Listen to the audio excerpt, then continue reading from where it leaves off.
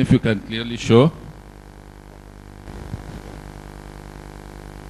So this is a 3-year local rupee. That's Indian rupee. The white one is our Sensex. So in 2011, November, it was more or less all of them in the same range, the international. The top one is Dow Jones. The other one is the British market. And where it went, rupee, it went there like that. Others climbed up internationally. This is in the Indian rupee term. The white one is our market. In the same period of time, what is happening?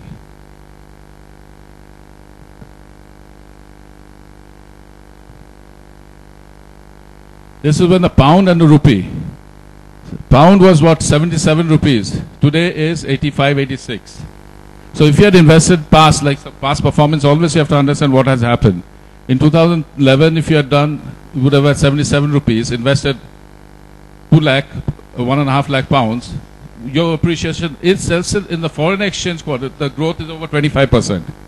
Just by investing abroad in foreign exchange, without any invested, maybe just lying in the bank there, you would have made 25%. Same thing of the Indian rupee versus the US dollar. And how's the difference again? This is the rupee, what it was, and where the dollar has gone up to now, 54, 55. What it was, 46, 47. By these simple measures, we can always think of the opportunities which is in the bonds. International bonds are there. Equity portfolio, you can in the equity market there, you can go the world over, you can invest in any country, any stock. You want to buy a Mercedes-Benz stock, a Rolls-Royce stock, or a Nakamichi stock, or any company you want internationally, which you cannot do here. You're restricted to our stock markets, to whatever we have here, Bombay Sensex. So this gives an opportunity to the whole horizon for investment. Residential, commercial property, business acquisition, alternative assets. I'm still 1 minute more. No. So this is what has happened. I'm just giving you, not saying anything. This kind of returns what you have got in the international investments in the markets. Someone in the mutual fund and growing internationally in the return of 3.5 years, you're getting what this kind of percentage returns. Just to give you a flavor and idea. So some basic assumption agreements, we all have to agree. India is growing and it's a bad patch. The world economy, major economies went through a second worst economic crisis. Assets gold is going haywire, jumping around. And many advanced economies are faced with various economic political crises. We accept this. We have to. That's the past. And our guru always says, what Warren Buffett and many people, the film even quoted, and everyone quotes him, if you just understand his philosophy of investment, Dada also spoke about him, it's in the printed, I did not do it right now. He said the world's richest man became richer. Mind you, in all the down times, he became richer.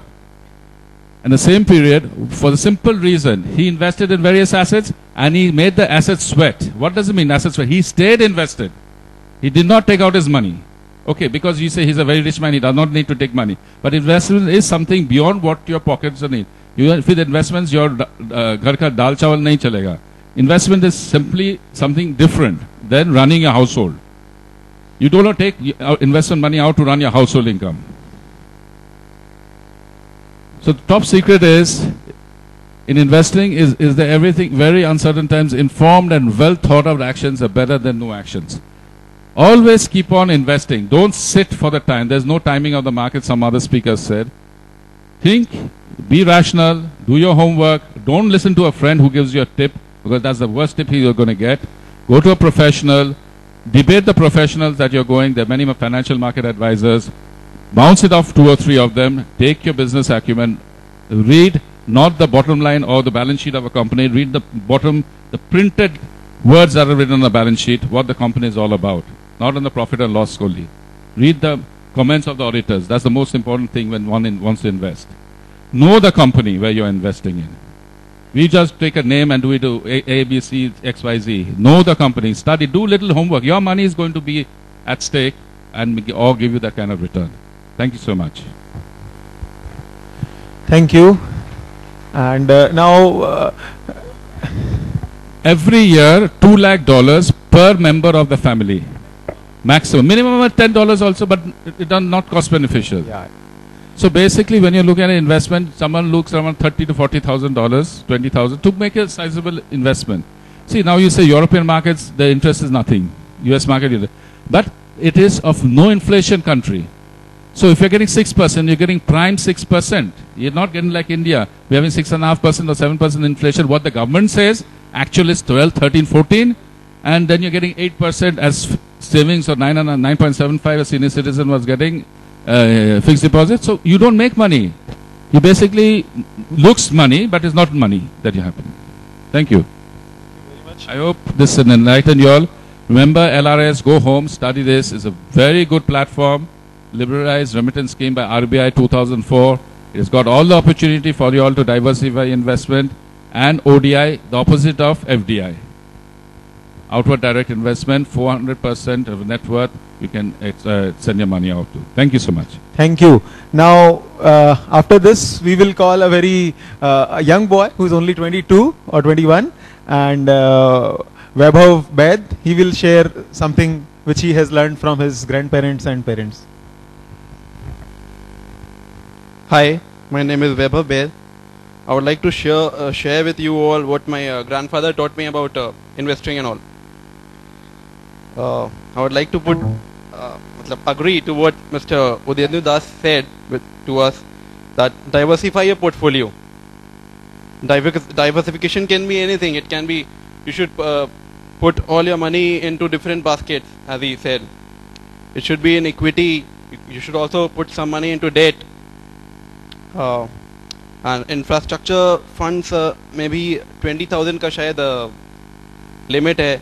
You can put money in post office schemes, PPF deposits, sections like ATC and ATD also helps us. That can be used for tax savings and all. I would like to give an example of Mr. Kushal Pal Singh, who is the owner of DLF, which was started. The company was started in 1946. He was buying land in Delhi and Gurgaon when everybody was saying him, अरे यार तू पागल हो गया है, तू इतने ऊंचे दाम पे सब यहाँ पे ज़मीन खरीद रहा है, तो बहुत घाटे का सौदा कर रहा है. And now as we all see, मतलब today he sponsored all the IPLs. He was the 98th richest man of the world. His company has a revenue of $1.6 billion with 5,542 employees, and the DLF IPO was the largest in Indian history. So that's all. Thank you.